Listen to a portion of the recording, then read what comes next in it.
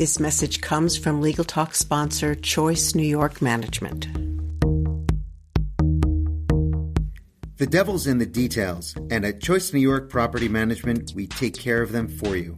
15 years and 300 buildings and counting, we've become the most reputable company in the field, and our philosophy hasn't changed. Your home is our priority. Visit choicenewyork.com to learn more.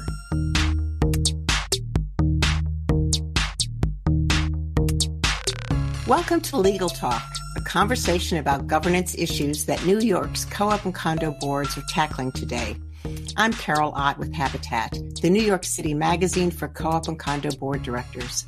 My guest today is Dean Roberts, a member of Norris McLaughlin. So, board directors are always counseled to pay attention to their fiduciary duty, but what exactly does this mean, and what happens when it's violated?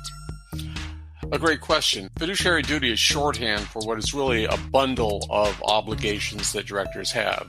Duty of care, to be attentive at a meeting, duty of confidentiality, which is the one that tends to get directors in the most trouble. That is where either intentionally or unintentionally boards always have the most difficulty with. And that is keeping proprietary information that you learn as a director confidential. So if I'm on my board and I think one of my fellow board directors is violating this duty, perhaps they're not keeping things confidential or something else, as a board, what can we do about it? And if we don't do anything about it, are we at risk? Yes, they are. This is a constant issue with boards we represent. And the primary problem with it is so many co-op bylaws don't address this issue.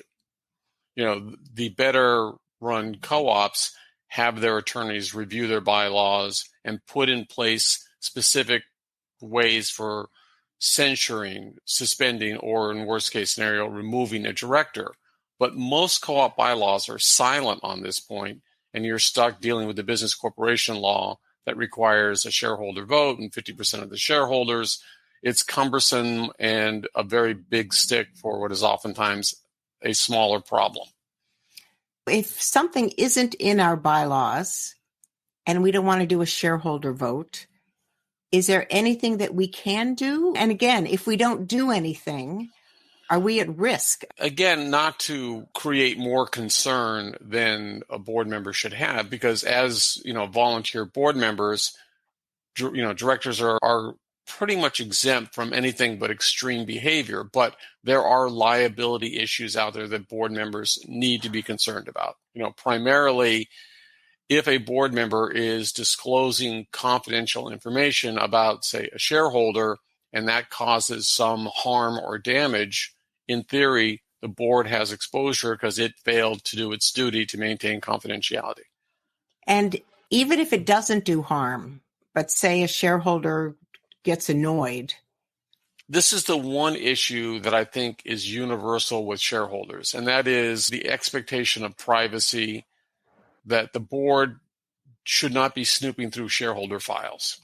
In an ideal world, the board of directors sets policy and they allow management to implement that policy. Unfortunately, directors sometimes do not understand that boundary line and think it's their job to, micromanage the co-op. And I have had instances where a director will come down to the management office, sit in a room, and methodically go through individual shareholder files. That is an absolute no-no. Is there anything that we can do proactively? I mean, I guess we check our bylaws. There's a lot of things you can do. And of course, you should consult with your legal counsel first to review your bylaws and see what your options are. I'm actually in the process of updating a couple sets of bylaws on this exact issue, where we are specifically giving the board the power to censure publicly and privately a board of director who goes astray, to suspend them for a limited period of time, and in worst case scenario, with a supermajority, the board can remove the director who's violating policy. If you censure or suspend, I'm not quite sure I understand the difference. Is that something that we're doing internally? A censure is a written statement to the board to say, Director X on Y date engaged in X behavior. And the classic example of that was a director was using confidential board information to solicit funds for his organization. And the only reason he got caught is he was dumb enough to CC everyone on the board. So, that was a straight up no-no. And there, the co-op did not have the tools to really deal with it. So that resulted in the creation of this 3-step process: censure, suspension, and removal. Censure can be internal to the board, so there's a memo of what they did. It can be public to the shareholders to let them know that this director is problematic. And then when that person's term is up, people might consider voting differently. And suspension is just what it means, that the board collectively, with a supermajority vote, suspends them for a meeting, 2 meetings, 3 meetings, some period.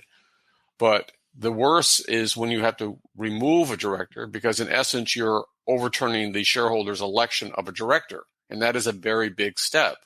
But if you have a director who is consistently breaching protocol, that has to be done. I want to ask you about the suspension. I mean, it sounds like a timeout. Are you insinuating that board of directors can have children on them? Yes, absolutely. Some of the behavior with boards is childish. That is exactly what it is. That tends to be more public because it shows up nowhere else in the minutes that the director is not at the meeting. I see. And to censure or to suspend a board director, does that show up in the board minutes? Depends on whether it's a public or private censure. If it's an executive session of the board where the minutes are not disclosed to shareholders because it's proprietary, and the board wants to portray a uniform front to shareholders, you don't want to have your disputes out in the open when you can avoid it. But oftentimes these censures are public because the behavior warrants letting shareholders know that the director is engaged in this action. So to sum up, give me a takeaway to fiduciary duty. Is this something exceedingly important? Do we all have to know about it? Yes. And I think it's the old joke about Obama's foreign policy is don't do stupid things. And that is the key there. It's very serious to be elected to a board. And people need to understand that while it's a privilege that comes with legal obligations. And the primary one is to maintain confidentiality.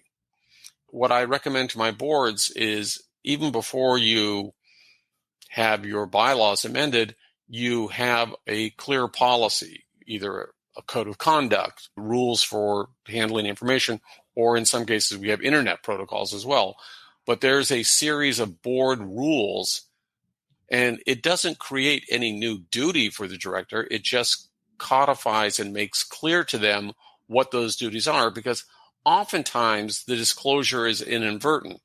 And the classic example of that was big meeting with the board to discuss a complex litigation against a problematic shareholder. We work out a strategy. 2 directors go home after the meeting. They're in the elevator discussing the strategy with the person who's the subject of the litigation in the elevator with them. So it's a twofold thing. It's inadvertent, you need to be conscientious of the duty.